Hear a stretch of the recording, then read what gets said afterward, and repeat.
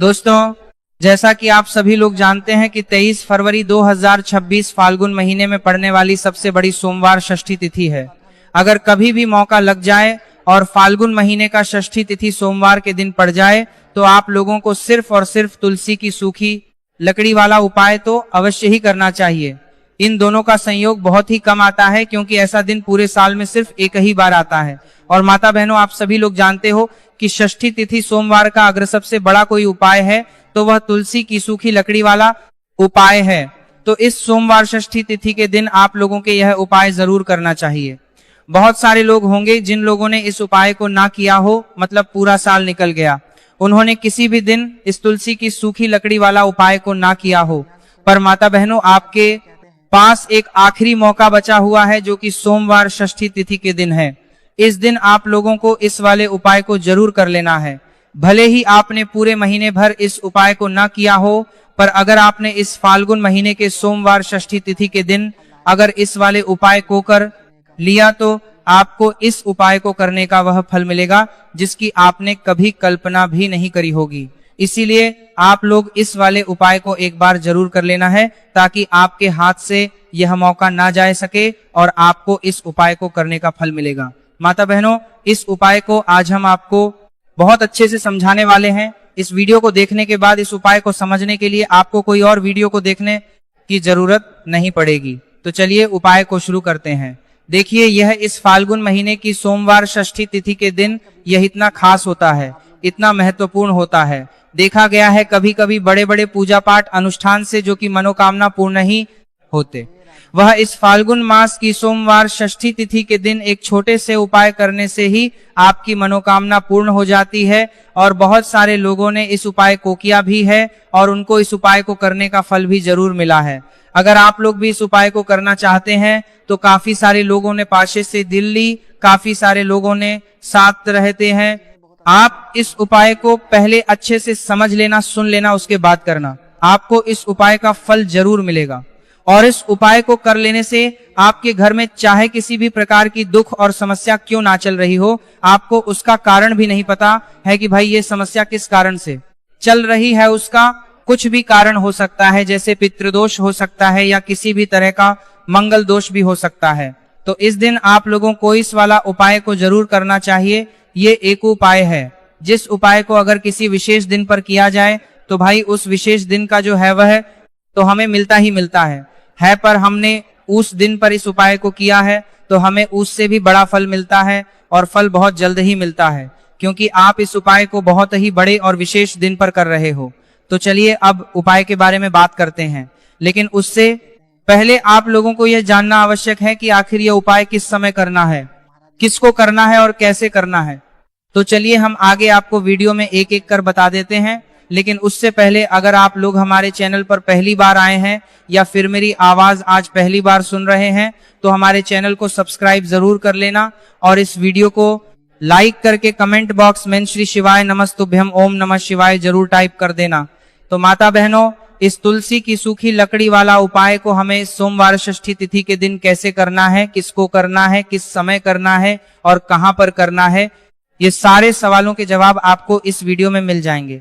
और जो ये वीडियो देखेगा भाई, उसको तुलसी की सूखी लकड़ी वाला उपाय जरूर करना चाहिए, क्योंकि इस दिन तुलसी का भी बहुत ही बड़ा और विशेष महत्व होता है। और जब बात आ जाए तुलसी की सूखी लकड़ी वाला उपाय की, तो यह सोने पर सुहागा वाली बात हो जाती है और यह एक बहुत ही बड़ा उपाय हो जाता है। अब माता बहनों, इस तुलसी की सूखी लकड़ी उपाय को आखिर करना किसको है, सबसे पहले हम लोग वो बात जान लेते हैं। तो देखो, घर की जो बड़ी माताएं बहनें होती हैं, उन माताओं बहनों में से कोई भी एक बड़ी माता बहन इस वाले उपाय को कर सकती हैं। और अगर आप चाहे तो अपने घर में से सभी सदस्यों को भी इस उपाय को करवा सकते हैं। अगर किसी एक बड़ी माताएं बहने की काजा एक बड़ी माताएं बहने की आधार माँ, तो माताएं बहने की आधार माँ कराने की काजाएं बनाता है, तो माताएं बहने की काजाएं बनाता है, तो माताएं बहने की काजाएं बनाता है। व्यक्ति की खुद की कोई मनोकामना है, खुद की कोई दुख और परेशानी है जो कि वह अपने लिए ही करना चाहता है, इस वाले उपाय को तो वह खुद अपने लिए भी कर सकता है। बाकी अगर कोई घर में से ऐसा है जो कि अपने पूरे घर परिवार की सुख और शांति के लिए यह वाला उपाय करना चाहता है, तो भाई वह भी कर सकता है, उसमें भी कोई दिक्कत वाली बात नहीं है। कहने का मतलब यह है कि इस उपाय को हर एक सदस्य भी कर सकता है, और पूरे घर परिवार के सदस्य के लिए घर की बड़ी माताओं बहनों में से कोई भी एक बड़ी माता बहन भी कर सकती है।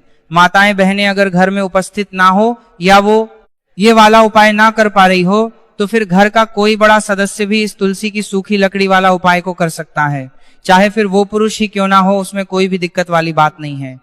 उसके बाद जो अगला प्रश्न निकल कर आता है वो ये आता है इस उपाय को लेकर कि आखिर इस उपाय को हमें किस समय करना है, सुबह के समय करना है कि शाम के समय करना है।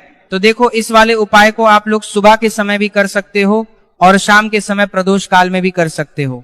अब अगर आप पूछो कि भाई साहब सबसे उत्तम समय कौन सा रहेगा इस तुलसी की सूखी लकड़ी वाला उपाय को करने का, तो हम आपसे बस यही कहेंगे कि शाम के समय प्रदोष काल करेंगे तो अच्छा होगा और सुबह के समय भी कर सकते हैं, इसमें कोई दिक्कत वाली बात नहीं है। देखिए, यदि हम किसी भी प्रकार के उपाय को निश्चित दिन और निश्चित तिथि पर करते हैं तो इसका हमें बहुत अधिक लाभ मिलता है और इन उपायों को करने के बाद हमारे जीवन में बहुत अधिक पर परिवर्तन आता है। साथ ही साथ यह जो उपाय है आपके जीवन की सारी परेशानियों को और सारी बाधाओं को दूर करने वाले हैं। देखिए माता बहनों, आज के इस पूरे वीडियो में हम आपको 3 चमत्कारिक उपाय बताने वाले हैं और ये तीनों ही उपाय बहुत ही खास और बहुत ही ज्यादा विशेष होने वाले हैं। तो चलिए जानते हैं सबसे पहले उपाय के बारे में। आपको इस दिन तुलसी की सूखी लकड़ी का उपाय घर पर करना है और ऐसा समझ लीजिए कि तुलसी की सूखी लकड़ी का यह उपाय आपको बहुत जल्दी धनवान बनाएगा, क्योंकि यह जो फाल्गुन का महीना है यह श्री हरिविष्णु को सबसे प्रिय महीना है। ऐसे में आज की वीडियो में हम आपको तुलसी के ऐसे उपाय बताने जा रहे हैं जो रातों रात आपका भाग्य चमकाएंगे और बहुत जल्दी आपको महाधानी बनाएंगे। तो देखिए, श्री हरिविष्णु प्रसन्न होते हैं जब भी आप मां तुलसी से जुड़ा हुआ कोई भी उपाय करते हैं। मां लक्ष्मी प्रसन्न होती है जब आप श्री हरिविष्णु को प्रसन्न करते हैं। अब आज की वीडियो में जो उपाय हम आपको बताने जा रहे हैं, इस उपाय को करने से श्री हरिविष्णु तुरंत प्रसन्न होते हैं और सीधे सीधे आप मां लक्ष्मी को प्रसन्न कर लेते हैं। आपके जीवन में आप खुद अपने सौभाग्य को प्रसन्न कर लेते हैं। पहले बात कर लेते हैं कि जो मां तुलसी है, इनके बिना श्री हरिविष्णु का पूजन और श्री हरिविष्णु का भोग दोनों ही अधूरे हैं।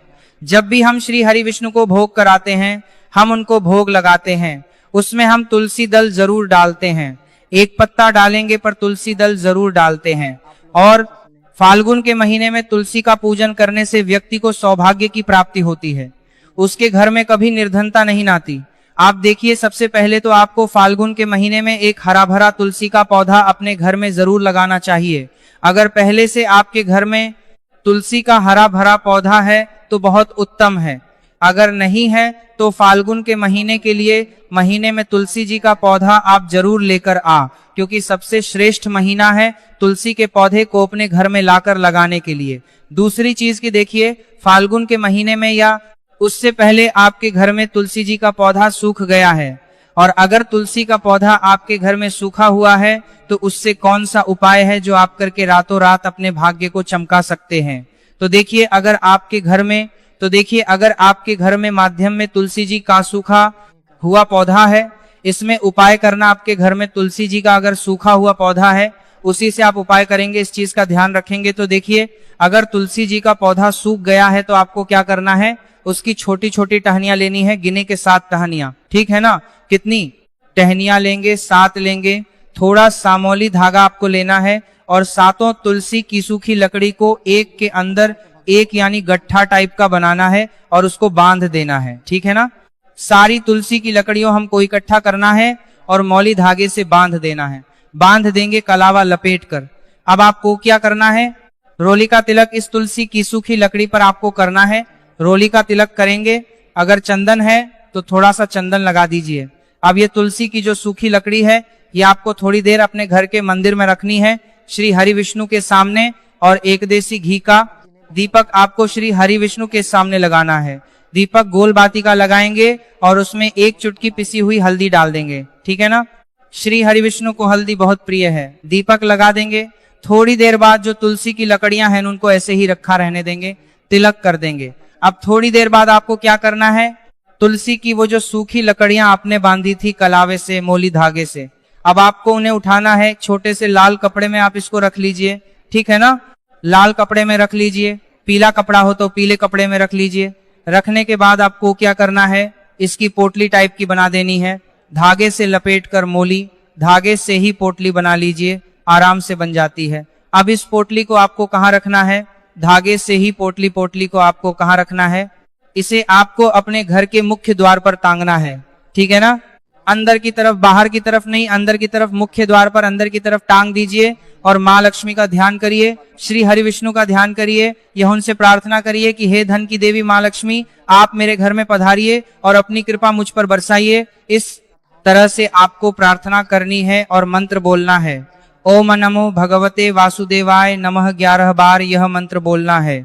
एक दीपक आपको जिस दिन भी उपाय कर रहे हैं अपने घर के मुख्य द्वार पर प्रज्वलित करना है। चौमुखी दीपक यानी 4 बाती का दीपक लगाएंगे और थोड़ी सी हल्दी उस दीपक में भी डाल देंगे। मुख्य द्वार पर दीपक बाहर की तरफ लगाना है, सीधे हाथ पर, ठीक है ना। यह उपाय वैशाख में आप करिए और देखिए कि कैसे आप महाकरोड़पति बनते हैं, कैसे आपके पास पैसा आता है और कैसे आपके पास पैसा रुकता है। तो यह वही उपाय है जो रातों रात आपके भाग्य को चमकाएगा और आपको महाधनी बनाएगा। अगर सच्ची श्रद्धा से आपने इस उपाय को कर दो और कारबारा है जो रातों रात ने इस उपाय को कर दो और कारबारा है जो रातों रात के भाग्य को चमकाएगा। लिया। साथ ही 7 फाल्गुन के महीने में अगर कोई जूते का दान कर देता है, जूते चप्पलों का कोई दान कर दे इस माह में, तो समझ लीजिए उसे हर बात वस्तु मिलती है जिसकी वो कल्पना करता है, जिसकी वो चाहता है। आपने अगर कुछ ऐसा सोचते हैं कि हाँ मुझे ये वस्तु या मुझे ये चीज मिल जाए, मेरी ये इच्छा पूरी हो जाए, आपकी कोई भी इच्छा अधूरी है, पूरी नहीं हो रही, तो फाल्गुन माह में आप चाहे एक व्यक्ति को दान करें, जूते या चप्पल का दान जरूर करेंगे, विष्टि को करेंगे।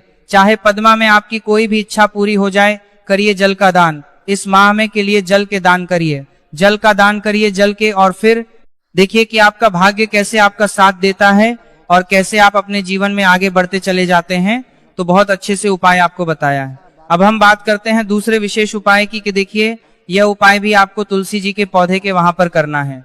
आपके भाग्य का उदय करने के लिए आपके घर में धन सम परेशानियां हैं, कर्ज की समस्या अगर दिन पर दिन बढ़ती जा रही है, दूध जाइए करारा आपको, दूध जाइए करारा आपको, जाइए करारा करना रही है, खत्म नहीं हो रही है, बहुत ज्यादा परेशानियां हैं, तो आपको यह उपाय करना चाहिए। देखो करना क्या है, वो ध्यान से समझना। आपको मात्र तांबे के पात्र के अंदर जल लेना है, उस जल के अंदर 1 चुटकी आपको हल्दी मिला देनी है, ठीक है, और साथ में लेना है कमल गट्टा या केवल उपाय पित्त। अगर आपको ऐसा लगता है कि आपके जीवन में लक्ष्मी का वास नहीं है, भाग्य का साथ आपको नहीं मिल पा रहा है, तो आप यह उपाय शनिवार के दिन कर सकते हैं, सोमवार षष्ठी तिथि के दिन भी कर सकते हैं, ठीक है। शनिवार और षष्ठी तिथि, सोमवार, दोनों दिन आप यह उपाय कर सकते हैं। देखो करना क्या है, किस टाइम के पात्र के अंदर हल्दी डाली और एक कमल गट्टा डाला। अब आपको तुलसी जी के वहां पर जाना है। देखिए जब आप हल्दी डालोगे जल के पात्र के अंदर, तब आपको ओम नमो भगवते वासुदेवाय का 11 बार जाप करना है, फिर हल्दी डालना है। जब आप कमल गट्टा जाप करा आप करना है, जब कमल गट्टा जाप करा आप करना है। जब कमल गट्टा जाप करना है के अंदर सांड के पात्र के अंदर गीता रही नहीं रखा, ओम नमो भगवते वासुदेवाय का 11 बार जाप करना है। फिर करना है जब कमल गट्टा जाप करना है, जब आपको हल्दी डाल दिया गया, जब कमल गट्टा जाप करना है, जब कमल गट्टा जाप करना है, जब कमल गट्टा जाप करना है, जब कम कमल गट्टा जाप करना है, जब कमल गट्टा जाप करना है, जब कमल गट्टा जाप करना है, जब कमल गट्टा जाप करना है, जब कमल गट्टा जाप करना है, डालोगे तब आपको ओम श्री नमः या ओम महालक्ष्मी नमः इस मंत्र का जाप करते हुए एक कमल गट्टा डालना है, 11 बार जाप करना है, ठीक है। कमल गट्टा और हल्दी दोनों होना चाहिए। कमल गट्टा महालक्ष्मी का प्रतीक माना जाता है और हल्दी जो है वह भगवान विष्णु के निमित्त आप हल्दी डालेंगे, ठीक है। इस जल को आपको तुलसी जी की जड़ में अर्पित करना है। ओम नमो भगवते वासुदेवाय का जाप करते हुए बस इतना सा उपाय करना।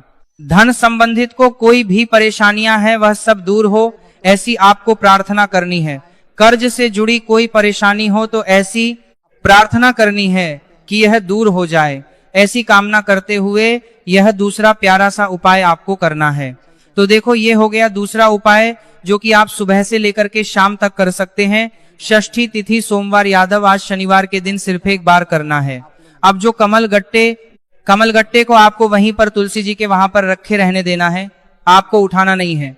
वह कमल गट्टा चाहे तो आप तुलसी जी के वहीं पर गांठ दें, ठीक है, तो भी चलेगा। तो इस प्रकार से आपको ये सुंदर सा उपाय करना है। अब हम बात करते हैं तीसरे उपाय की। ध्यान न रखना, ये जो दूसरा उपाय है ये आपको आपके घर में ही करना है, बाहर कहीं पर भी मत करके आना, ठीक है। घर में अगर तुलसी जी हो तो ही आप यह उपाय कर सकते हैं। अब आपको क्या करना है, भगवान शिव के मंदिर में जाएंगे, जो एक बेलपत्र है वह माता अशोक सुंदर वाले स्थान पर आपको अर्पित करना है। डंडे का हिस्सा जलाधारी की तरफ हो चाहिए, उस प्रकार से आपको यह बेलपत्र अर्पित करना है। जब बेलपत्र अर्पित करोगे तब आपको कुंदकेश्वर महादेव का नाम लेना है, माता अशोक सुंदरी वाले स्थान पर, ठीक है। आप जो चावल के दाने हैं, जो अक्षत लेकर के आए हैं, वह भगवान शिव के शिवलिंग पर आपको अर्पित करना है। जब आप अर्पित करोगे तब